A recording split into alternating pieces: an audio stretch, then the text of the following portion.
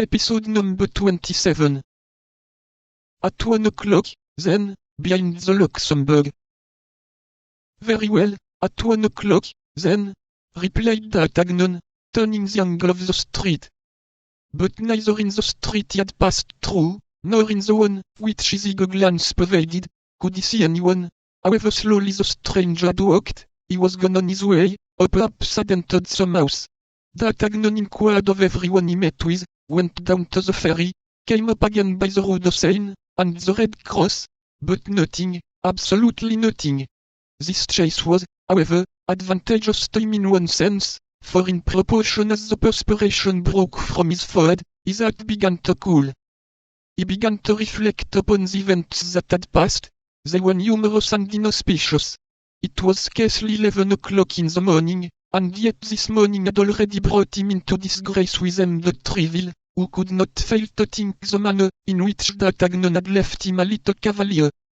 Besides this, he had drawn upon himself 2 good duels with 2 men, each capable of killing 3 D'Artagnans, with 2 musketeers, in short, with 2 of those beings whom he esteemed so greatly that he placed them in his mind, and that above all other men. The outlook was sad. Sure of being killed by Athos, it may easily be understood that the young man was not very uneasy about Porthos.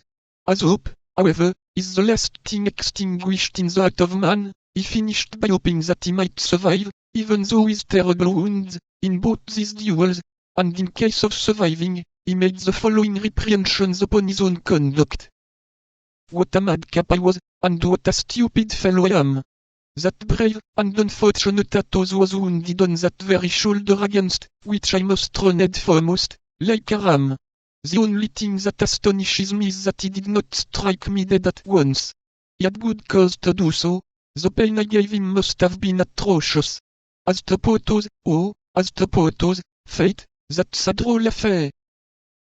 And in spite of himself, the young man began to laugh aloud, looking round carefully, however, to see that his solitary laugh, without a cause in the eyes of passers-by, offended no one. As to Porthos, that is certainly droll, but I am not the less a giddy fool. Are people to be run against without warning? No.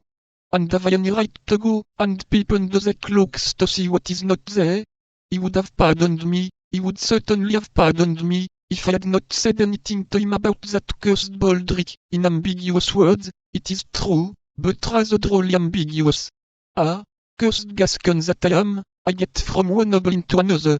Friend D'Artagnan, continued he, speaking to himself with all the amenity that he thought due himself, if you escape, of which there is not much chance, I would advise you to practice perfect politeness for the future.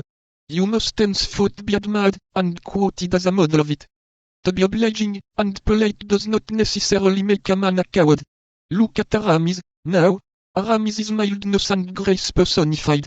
Well, did anybody ever dream of calling Aramis a coward? No, certainly not, and from this moment I will endeavor to model myself after him. Ah, that's strange. He is,